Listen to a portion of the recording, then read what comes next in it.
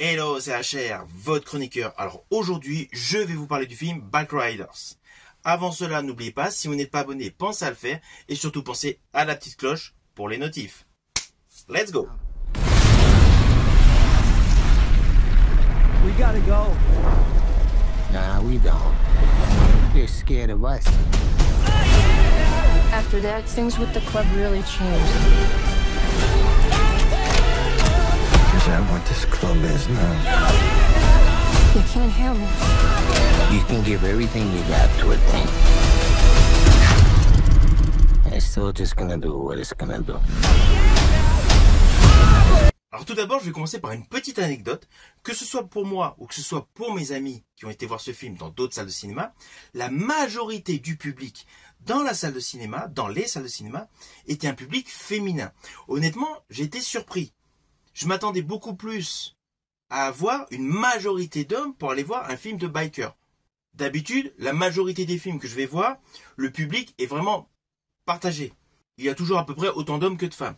Mais là, lorsque j'ai été voir le film Backriders, sur la totalité de la salle, on devait être quoi, une vingtaine d'hommes, tout le reste de la salle était archi plein que de femmes. Honnêtement, c'était ma grosse surprise lorsque j'étais voir ce film. Je ne m'attendais pas du tout à cela. Ceci dit, c'est assez logique, c'est vrai, c'est un casting 5 étoiles, avec beaucoup de belles gueules. Mais bon, voilà, j'ai été vraiment surpris de la composition du public dans la salle de cinéma. Voilà, c'était juste un petit intermède avant mes explications. Alors on va pas se mentir, le film est assez classique. Ce n'est pas du tout un film révolutionnaire. Alors j'ai vu ici et là, les gens disent « Oui, c'est un super film, etc. » Honnêtement, en ce qui me concerne, le film, je l'ai trouvé assez banal. Je rajouterais heureusement qu'il y a la très bonne prestation de Tom Hardy et d'Austin Butler. Mais sinon, l'ensemble du casting aurait pu être remplacé des acteurs moins célèbres. Cela ne changeait absolument rien à leur composante artistique. Surtout que l'histoire, au final, est assez basique, elle est assez simple. Ah oui, sachez que ce film est une adaptation de l'histoire vraie de l'intégration d'un photographe dans ce fameux gang de motards, qui n'était pas forcément un gang au début de sa création. Alors ne vous inquiétez pas, voici l'histoire. Évidemment, je vous le fais comme d'habitude de manière très succincte.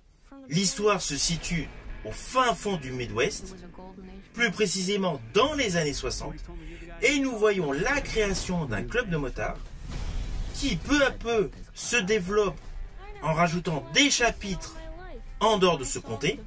De ce fait, ce gang de motards va bientôt rassembler de nombreux marginaux, ce qui va laisser place petit à petit à un gang extrêmement dangereux et bien évidemment bouleverser totalement l'harmonie de base de ce club.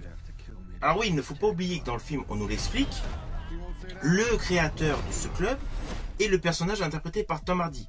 Tom Hardy qui a une vie de famille rangée. Il a son boulot de chauffeur-livreur, il est marié, il est propriétaire, il a des enfants.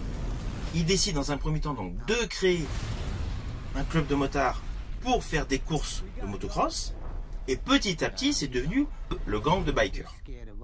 Ah oui, le début de ce film, l'ouverture de ce film, nous découvrons donc Austin Butler qui est dans un bar. C'est la scène que vous voyez dans la bande-annonce. Il se fait agresser par deux individus. Là, ils sortent du bar. Il y a une altercation et au moment où le personnage d'Austin Butler s'apprête à recevoir un coup de pelle sur le visage, enfin sur la nuque, il y a un arrêt sur image et nous allons sur un autre plan séquence où nous découvrons justement la compagne du personnage interprété par Austin Butler, interrogée justement par ce fameux photographe dont le film est tiré. Alors, ne vous inquiétez pas, je n'irai pas plus loin sur les lignes scénaristiques de ce film.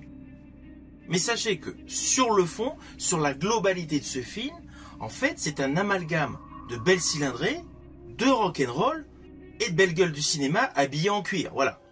Et blousons de cuir ou des blousons de jean avec toujours le logo du gang. C'est principalement l'idée générale de ce film. Il n'y a pas vraiment un côté révolutionnaire. Alors, le personnage de Tom Hardy est au-dessus du lot, c'est évident. Son jeu d'acteur est 100 fois supérieur à ses prestations dans les films Venom. Là, on est plus sur un registre cinématographique qu'il avait dans l'excellent film Locke. love. I need you to hold it together for me. What's happened? I'll fix it. It'll all go back to normal.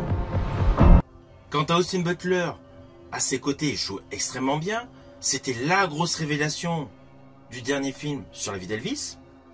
Dans ce film, il interprète donc un biker assez impulsif. Je pense notamment à un moment, il y a un espèce de rassemblement où il y a une sorte de pique-nique. Là, il y a une bagarre qui se déclenche parce que lui, justement, a jailli sur un homme. Voilà, il est très impulsif dans le film. Son jeu est bon.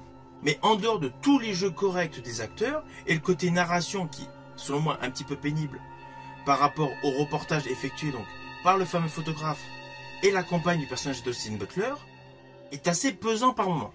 On va pas se mentir, ce film se veut être dans la lignée de L'équipé sauvage et d'Easy Rider, mais honnêtement, il en est loin. En termes de plan séquence, en termes de cadrage, il n'y a rien d'exceptionnel. Et l'histoire, elle est vraiment extrêmement simpliste. Le film dure 2 heures. J'estime qu'on aurait pu facilement enlever une demi-heure dans le film, quoi. Alors, contrairement à beaucoup, je ne dirais pas que c'est un super film. Ce n'est pas un chef-d'œuvre du cinéma. Pour moi, c'est un film assez classique, assez convenu. Il n'y a rien de sensationnel. Nous suivons tout simplement des bikers. Avec ses joies, ses peines, ses douleurs, voilà. Ah oui, il y a un petit clin d'œil au film culte avec Marlon Brando, L'équipé sauvage, parce que justement, ce qui donne l'idée au personnage interprété par Tom Hardy de créer son club de motards, c'est le fait d'avoir vu ce film un soir chez lui en famille. Du coup, il y a un petit clin d'œil, voilà, pour être dans le même esprit. Et d'ailleurs, tout au long de ce film, vous allez vous apercevoir qu'il y a des petits clins d'œil à tous les films où il était question de motards. Mais en dehors de tous ces clins d'œil, honnêtement, ce film, je ne pense pas du tout qu'il va avoir un succès de malade au cinéma. Pourtant, les acteurs sont bons, voilà. La photographie est belle, il y a certaines scènes qui semblent s'éterniser sur les paysages, c'est plutôt pas mal. Mais si vous avez été fan de la série Son of Anarchy, honnêtement, vous allez être déçu. Cela n'a rien à voir. Mais vraiment, aucun rapport.